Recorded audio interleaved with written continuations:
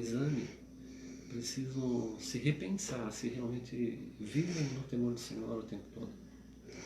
Porque é no temor do Senhor que a gente vai permanecer casado, que a gente vai se humilhar, que a gente vai pedir perdão, que a gente vai orar um com o outro. Então, eu creio que nessa questão do divórcio, quando casais cristãos não têm o hábito de andarem juntos, Adão não estava andando com ela. Quando não tem o hábito de orarem e jejuarem juntos, quando não tem o hábito de apresentar a vida dos filhos, o Senhor nosso Deus nos deu 3 filhos e 2 netos. 2 moças, uma casada, a outra vive em outro lugar também, e o meu filho está em processo de recuperação. Nós oramos o tempo todo por eles. Quando eles eram pequenininhos, a gente brincava, a gente achava que haveria um tempo em que a gente iria ter um pouco mais de sossego, mas a gente sempre entende que temos que permanecer na torre de vigília para orar pela nossa família. Eu fico pensando casais que não têm esses hábitos, não criaram esse costume, não se alinharam ao que a Bíblia fala a respeito lá de Zacarias e Isabel, que eram tementes a Deus, viviam nos mandamentos do Senhor. Eu creio que esses casais que estão assim, ou começam assim, eles têm uma grande probabilidade de já estarem divorciados, morando juntos. E o divórcio na Bíblia, ele existe. Moisés dava carta de divórcio por causa da dureza do coração. Eu sou muito contra divórcio. Nós já recebemos em casa casais que irão se divorciar e, pela graça de Deus, hoje eles estão bem unidos, um casal amado está se preparando para a obra do ministério. Louvado seja Deus. Eu queria ler Mateus 19, do versículo 6 a 9. Diz assim a passagem bíblica. Vamos começar do versículo 5 até o 9. E disse: portanto deixará o homem o seu pai e mãe, e se unirá à mulher, e serão os 2 uma só carne.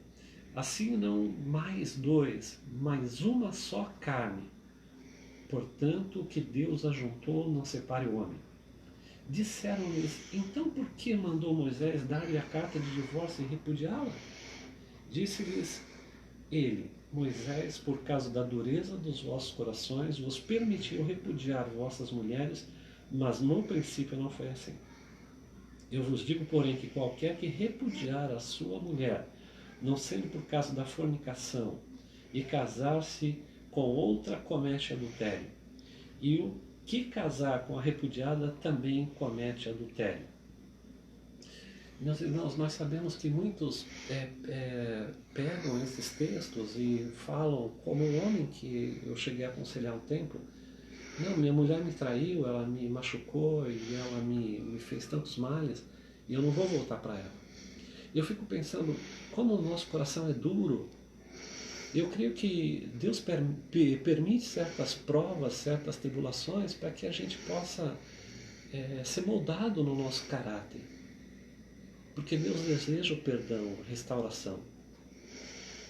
Então, embora a Bíblia fale essa questão do divórcio, fica claro também, naquilo que está escrito na primeira carta aos Coríntios, que o homem e a mulher não deviam casar, porque senão cometem adultério. É isso que a palavra diz.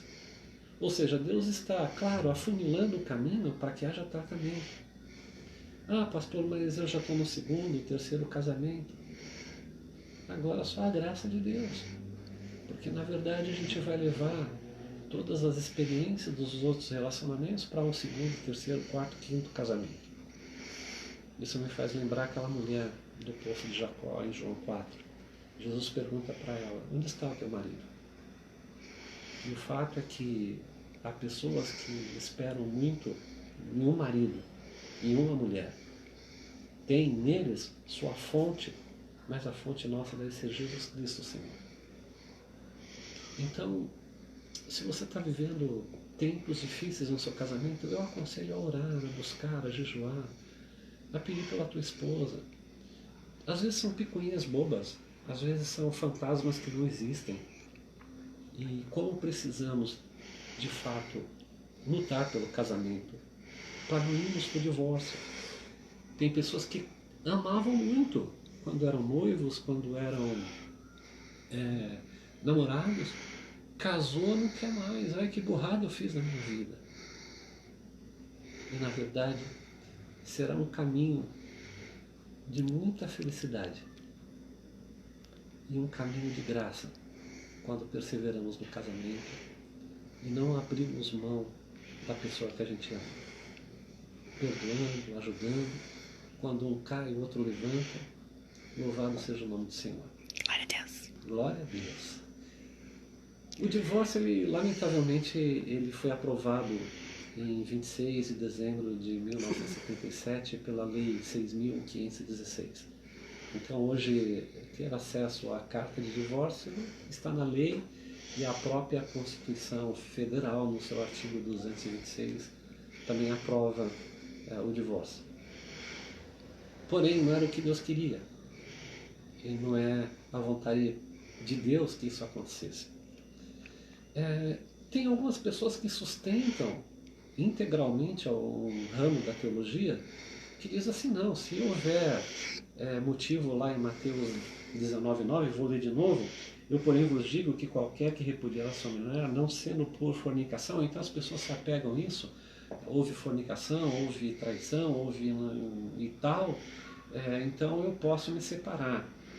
Mas se a gente pegar a Bíblia toda, a gente tem que interpretar a Bíblia toda. A gente voltar lá a Coríntios, capítulo de número 6, se não estou enganado, e fala do casamento. Nós não devemos casar. Então, o que Deus está querendo? E eu enfatizo isso, Ele quer que haja o perdão, a restauração. Me lembro do casal amado que passou uma dificuldade muito grande nesse sentido. E eles resolveram pedir perdão a Deus, pedir perdão ao outro. E Deus lhes deu a vitória. Mas foi um processo longo. E com valentia, os dois superaram a Satanás. Glória a Deus. Louvado seja Deus. Novamente, não desista de quem você ama. Eu queria dizer para vocês, eu não quero espiritualizar tudo, mas preste atenção nisso que eu vou dizer. Existe um demônio que atua nos casados, naqueles que não vigiam, claro, que quando eles estão juntos, eles brigam, eles fazem um caos. Aí tem pano, parece, né? E eles pensam em se separar por causa de choque de gênio. E quando eles se separam, eles sentem saudades um do outro. E eles falam, como era bom estar com ele, como é que era bom estar com ela. Então eles voltam, e por um tempo eles vivem em paz, eles se relacionam bem, e novamente vem o demônio para perturbar. Há uma caça de demônio que não sai senão por jejum e oração, essa é uma deles. Se você está vivendo um tempo difícil no seu casamento, pensando em se divorciar, não faça, até você se certificar que você orou e jejuou ao Deus Altíssimo para mudar qualquer situação que haja no seu casamento. Muito bem, uma outra linha de teologia, vamos lá para 1 Coríntios capítulo 7, no verso 15, eu vou ler. Mas se o descrente se apartar, aparte-se, porque neste caso o irmão ou irmã não está sujeito à servidão, mas Deus o chamou para a paz. Aqui nós vamos ver no contexto todo Paulo falando do homem crente, da mulher crente e do cônjuge incrédulo, descrente. É claro que Deus quer salvar. Imagina se você se converteu recentemente, sua esposa não é crente, o seu esposo, sua esposa não é crente. É difícil a gente imaginar o que Deus quer. Deus quer salvar a família. É interessante quando um homem se converte, 70% da família dele se converte junto. Uma mulher quando se converte, somente 30% da família se converte junto. E é interessante que que quando a mulher ela é crente e o marido é descrente, ela quer pregar todas as palavras para o marido, mas a Bíblia fala que ela deve viver. Ela deve ganhar o marido sem palavra alguma, mas com testemunho, com o porte dela. Isso está lá em 1 Pedro, capítulo 7, versículo 1 em diante, até o 6. E depois no 6 também fala que o homem deve conviver com a mulher dando honra, porque é um vaso mais fraco. Porque a mulher é um vaso mais fraco, ou seja, o homem é um vaso fraco, a mulher é um vaso mais fraco, os dois são vasos fracos. Essa é a verdade. Mas aqui, o que Deus quer? Deus quer que esse marido crente com essa mulher descrente e essa mulher crente com o marido descrente, ele quer usar esses crentes para ganhar os descrentes. E a Bíblia fala que os filhos nessa situação já estão santificados. Santificado significa separado. E eu gosto quando Deus fala ali em Enigmas, em Gênesis, que Deus no começo ele fez separação das águas com as águas. E quando a gente olha esse tema de água na Bíblia, se refere a pessoas e nações. Então Deus quer separar, Deus quer salvar, esse é o desejo de Deus. Louvado seja o nome do Senhor. Se Glória você a Deus. puder ainda, glória a Deus. Glória a Deus. Deus lindo. Te amo, Jesus.